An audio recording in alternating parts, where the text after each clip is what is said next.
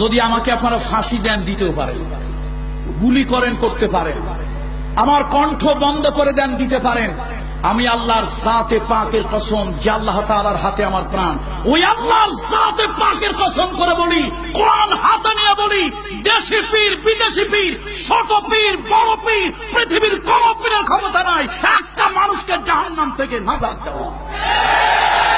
এগুলি হলো ধর্মের নামে ব্যবসা। জোরে বলুন ঠিক কিনা? এই ধর্মীয় আবেগ দিয়া,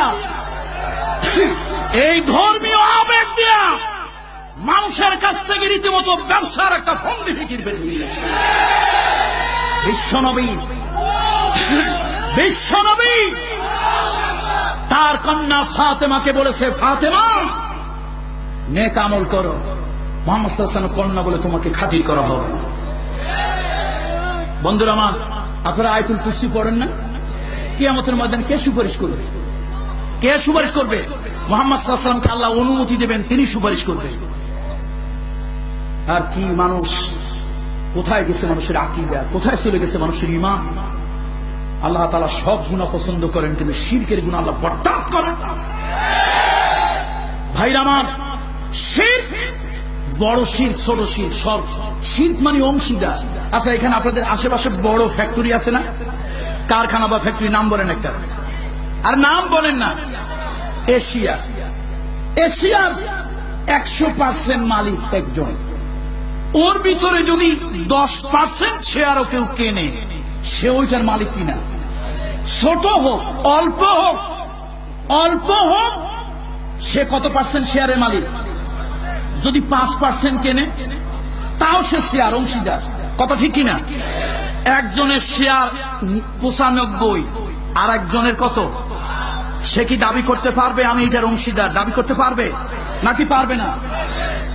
বন্ধুরা আমার, আপনি আল্লাহ যা পারে সামান্য একটু অংশ যদি কেউ মনে করেন আল্লাহ তো নাজাত দেয়, তবে ওলি আল্লাহরাও দিতে পারে। 1% হইল শিরিক হয়ে গেছে, 1% হইল কি হয়ে গেছে? শিরক হয়ে গেছে। মনে রাখবেন, সব পাগলামি ভালো, কিন্তু শিরকের পাগলামি ভালো না। কিয়ামতের জাহান্নাম বড়ই ভয়াবহ, জাহান্নাম বড়ই ভয়াবহ।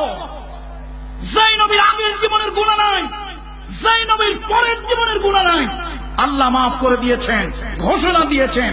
সেই নবী সকাল সন্ধ্যায় চোখের পানি ছেড়ে অথবা আবেগে আল্লাহর কাছে দোয়া করতেন, আল্লাহুম্মা হাসিবনি হিসাবান ইয়াসীরা, আল্লাহুম্মা হাসিবনি হিসাবান ইয়াসীরা, আল্লাহুম্মা আজিরনা মিনান নার। তাহলে মুহাম্মদ সাল্লাল্লাহু আলাইহি ওয়াসাল্লামের কোনো গুনাহ ছিল?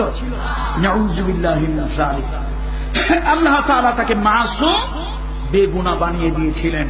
সেই নবী যদি জাহান্নাম থেকে পরিত্রাণের জন্য আল্লাহর কাছে দোয়া করে, ওই নবী যদি কিয়ামতের ময়দানে আল্লাহর কাছে হিসাব সহজ করে দেওয়ার জন্য দোয়া করে, তুমি আর আমি কে? কে আমরা? বন্ধুরা আমার, দুর্ভাগ্য আজকে দুনিয়ার সব ব্যবসার মন্দা, শুধু ধর্ম ব্যবসার মাশাআল্লাহ বাজার ভালো। সব ব্যবসার কি যাচ্ছে?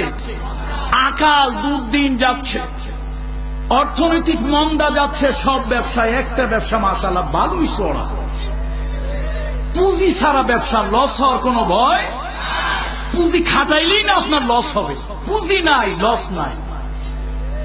সুতরাং মনে রাখবেন, কিয়ামতের ময়দানে আল্লাহ রাসূল আম্মা জান আয়েশা সিদ্দিকাকে বলেছে, আয়েশা, কিয়ামতের ময়দানে মানুষগুলো উলঙ্গার লঙ্গিনী হয়ে উঠবে। আম্মা জান আয়েশা সিদ্দিকা বলেন, ইয়া রাসূলুল্লাহ, আমাদের কি লজ্জা লাগবে না? আল্লাহর নবী বললেন, আয়েশা শুনে নাও, আয়েশা, কিয়ামতের ময়দানে মানুষের মাথার উপরে সূর্য থাকবে, সূর্যের কিরণে মানুষের হিরোগুলো নাক এবং কান দিয়া গলে গলে পড়বে। ময়দানে মহাশরে মানুষগুলি পানি পানি বলে চিৎকার করে করে কাঁদবে, আর মানুষেরা বলতে থাকবে, আইনাল মাফার, আইনাল মাফার, আইনাল মাফার। পালাবো কোথায়, যাব কোথায়, ভাগবো কোথায় বলতে থাকবে। আল্লাহ তাআলা জানিয়ে দেবেন, কাল্লা লা ওয়াজারা ইলা রাব্বিকা ইয়াউমা ইযিনিল মুস্তাকার। ভাগবার কোনো জায়গা নাই, পালাবার কোনো জায়গা নাই, লুকাবার কোনো জায়গা নাই। যেদিকেই তুমি যাও আল্লাহ তাআলা তোমাকে বেষ্টন করে আছে। ও আয়েশা, কেউ কারো লজ্জাস্থানের দিকে তাকানোর একটু হুঁশ থাকবে না। ভাইরা, বুকে হাত দিয়ে আপনার আল্লাহর কসম করে বলেন, আল্লাহর কসম করে বলেন বুকে হাত দিয়ে, এই যে কিয়ামতের ময়দানে স্বামী তার স্ত্রীকে চিনবে না, স্ত্রী তার স্বামীকে চিনবে না, এই ওয়াজ কি শুনছেন না কি শোনেন না? নবীরা কিয়ামতের দিন কি বলবে? আচ্ছা, তাহলে নবীদের মূল্য কদর বেশি না পীর ওলিদের মূল্য কদর বেশি? তাহলে আল্লাহ কি আপনার সামান্য জ্ঞান দেয় নাই? নবীরা যদি নাফসি নাফসি বলে, ওই দেশি পীর বিদেশি পীর ওই ব্যাপারীর খবর থাকবে কেমন? ও তো রীতিমতো ধর্ম ব্যাপারী। ধর্মীয় আবেগ দিয়ে মানুষের কাছ থেকে কিছু ধান্দার ফায়দা। এই জন্য বলি, আল্লাহ তাআলা এর থেকে আমাদেরকে হেফাজত করুন, আল্লাহ তাআলা এর থেকে আমাদেরকে হেদায়েত করুন। বন্ধুরা আমার, কিয়ামতের ময়দানে কঠিন মুসিবত থেকে বাঁচার জন্য আল্লাহ শিখাই দিয়েছেন করুণাময় গোলাম যারা হবে তাদের 4 নম্বরের গুণ।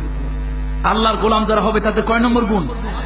4 নম্বর গুণ। তারা চোখের পানি ছেড়ে দিয়ে কাঁদবে, আল্লাহ জাহান্নাম বড়ই ভয়াবহ, জাহান্নাম বড়ই ভয়াবহ, আল্লাহ ওই জাহান্নাম থেকে আমাকে বাঁচাও, আল্লাহ জাহান্নাম থেকে আমাকে বাঁচাও। যদি সত্যি ভয়াবহ না হতো আল্লাহকে এই যে শিক্ষা দিতেন। আচ্ছা, আপনারা এইটাও বলেন, আজ পর্যন্ত কোন আলেম ওলামার মুখ থেকে শুনছেন কিয়ামতের ময়দানে, হাসরের ময়দানে কোনো ছায়া থাকবে না, একটা ছায়া ছাড়া?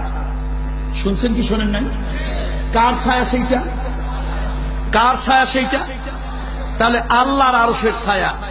যদি এই দুনিয়ার বাবারা এত বড়ই ক্ষমতাসীন হতো তো বাবার ছায়াও তো হতো।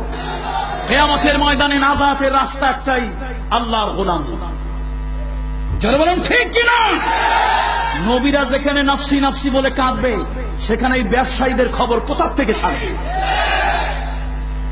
আল্লাহ তাআলা আমাদের প্রতি রহম করুন। মুহাম্মদ সাল্লাল্লাহু আলাইহি ওয়াসাল্লামের কোনো গুনাহ ছিল না, আগেরও নাই পরেরও নাই। আল্লাহ তাআলা তাকে মাসুম যে গুনাহ ঘোষণা দিয়েছিলেন, সেই নবী যদি কাঁদতে পারেন, সাইয়্যিদুনা আবু বকর সিদ্দিক যদি কাঁদতে পারেন, ওসমান জিন্নুরাইন যদি কাঁদতে পারেন, আলী রাদিয়াল্লাহু তাআলা কাররামাল্লাহু ওয়াজহাহু তিনি যদি কাঁদতে পারেন, তাবেঈরা তাবেঈরা যদি কাঁদতে পারেন, আল্লাহ ওলিরা যদি সেই জাত পড়ে কাঁদতে পারেন, তাহলে তুমি নাজাত দেওয়ার কে? এই কথাগুলি বলে মানুষকে এই আখির যুগে কিছু দজ্জাল বের হয়েছে। এগুলা পীর নামক দজ্জাল। এগুলা কি পীর নামক কি? জোরে বলেন। ওমা আলাইনা ইল্লাল বালাগ, বলার দায়িত্ব আমার, বলে গেলাম। কিয়ামতের ময়দানে আল্লাহর আদালতে দেখা হবে ইনশাআল্লাহ, আল্লাহর আদালতে দেখা হবে, কিয়ামতের ময়দানে দেখা হবে ইনশাআল্লাহ। আল্লাহর বিচারের আদালতে আল্লাহ তাআলার কাছে আসামি যেন না হয়। শেরশাহ কলোনি মাঠে হাজার জনতার উপস্থিতি হয়েছিল, তুমি শরীয়তের কথা, হকের কথা কেন বলেন? বলার দায়িত্ব বলে গেলাম। মানা না মানা আপনার, আলোচনা করেন, সমালোচনা করেন, রাগ হন, রক্তে কলিজায় জলে জ্বলুক। কিয়ামতের ময়দানে যদি আল্লাহ আমাকে হকের উপরে রাখে, আপনি আমার কথা মানতে বাধ্য হবেন। আর আপনাকে যদি হকের উপরে আল্লাহ রাখে, আপনার কথা মানতে আমি বাধ্য হব। আমি যা কিছু বললাম কোরআন এবং সুন্নাহ থেকেই বললাম। বন্ধুরা আমার,